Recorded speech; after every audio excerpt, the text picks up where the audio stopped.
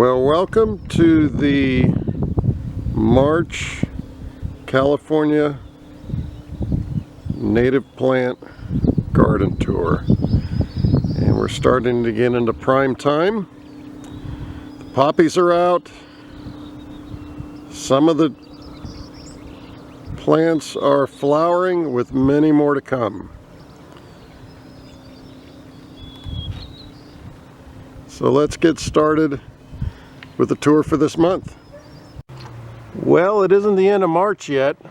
This is March 9th, but this is one that I forgot about last month.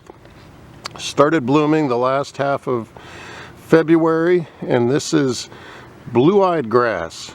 It's a Syrinchium bellum.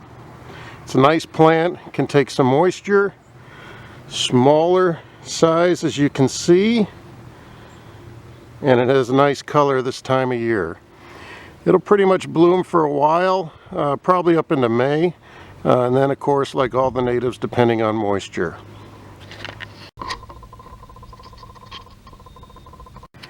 Well, here's another look at Ceanothus rigidus, snowball, in full bloom, and behind it, the redbuds just starting to come out, and it's going to be fantastic. Again, this is March 9th. Here's another red bud and the lupin behind it. Really nice.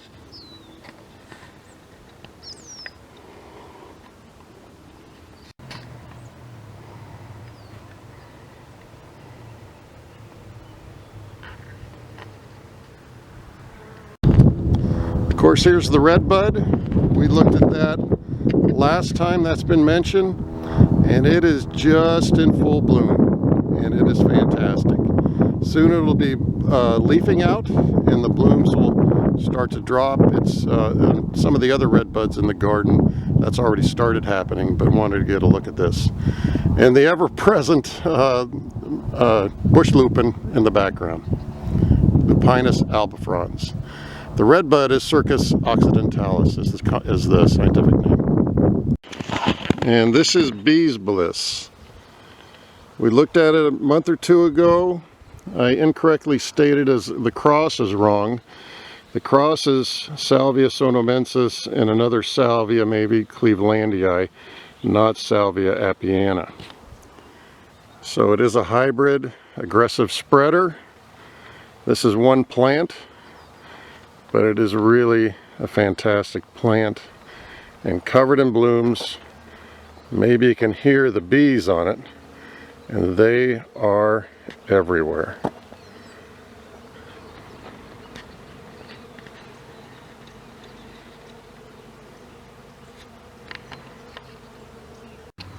Here's just one more look at bee's bliss, and you can see it's just in fantastic shape. Gonna have a long flowering time, probably another 6 weeks, 2 months. During the middle part of the day, the bees are all over it, but it's just a nice shot. Nice to take a look at it again. Full of flowers.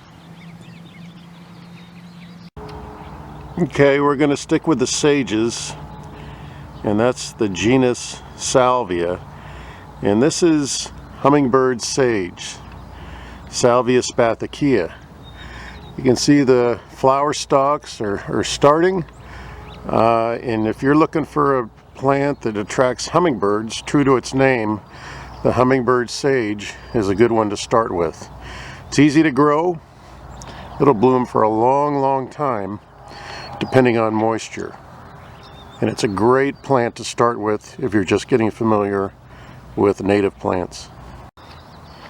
This is Salvia mellifera, black sage. It can get pretty big. You can see this one's opened up a little bit in the middle. It does need to be pruned. It's really a nice sage, lots of flowers for a long time, but you do need to manage it. We don't really do that so much here, but it's a nice plant, but like I said, you do need to prune it. Salvia mellifera, or black. Here's another nice sage. This is Salvia sonomensis in front of the Ceanothus. It's one of the parents of bee's bliss, is smaller, doesn't spread as aggressively. It's a nice sage, especially for a smaller yard or garden where bees bliss would tend to take over.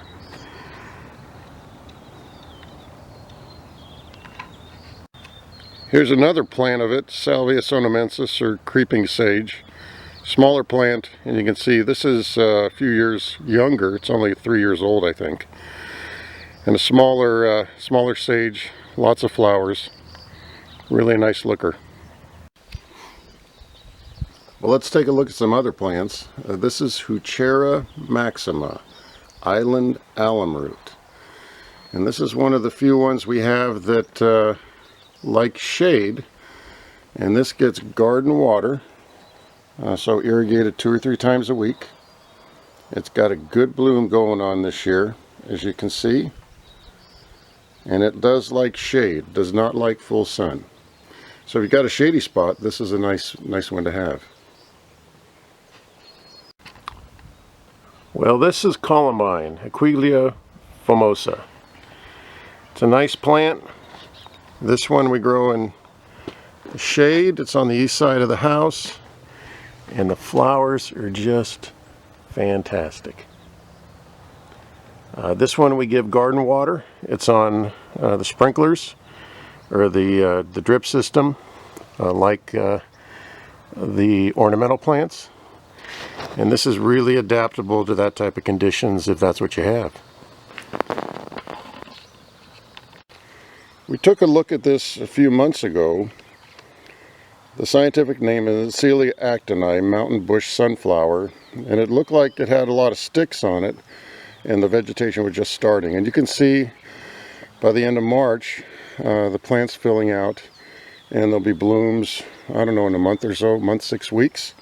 But this is how it looks like at this time of year. This is a perennial grass, Muhlenbergia origens, deer grass. It's a bunch grass. It's in the middle of the frame there.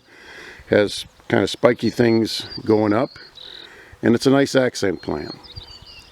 We usually offer this, and it's really nice to have in a garden if you're looking for a grass accent plant. You do need a little bit of room. It's not invasive, it doesn't reseed like some of the other grasses, and it's really a nice contrast to some of the other plants. Here's another look at deer grass, Muhlenbergia origens. Nice plant. Well, there's some color. In the background is redbud, of course, Circus occidentalis. In the front, just starting to bud out, is desert Penstemon. Wow, look at all the flowers. Nice pinkish type of flower, very drought tolerant. Penstemon pseudospectabilis is the scientific name. And we're looking forward to, that's one of the first Penstemons coming out, but we're looking forward to a lot more. Here's a better look at Penstemon pseudospectabilis, desert Penstemon. And it's not quite in full bloom, but you can see it's coming, and it's coming like crazy. This is yarrow. It's an easy plant to grow. As you can see along the side, it spreads, so you got to be careful of that. But in a confined planter, this will work really well. It kind of spreads to fill out the space. It just started flowering this year, and it's going to flower for a long, long time. And see our new sign provided by the California Native Plant Society. Thanks, guys. Here's Salvia pachyphylla again, rose sage. Still got some blooms. The prime blooming time for this isn't now, it's in the summer, but this plant has a good start to the year. This is a nice summer flowering sage, nice aroma as well. Here's another look at Salvia spathicea in the back. In the front, of course, or maybe not of course, but a sulfur buckwheat.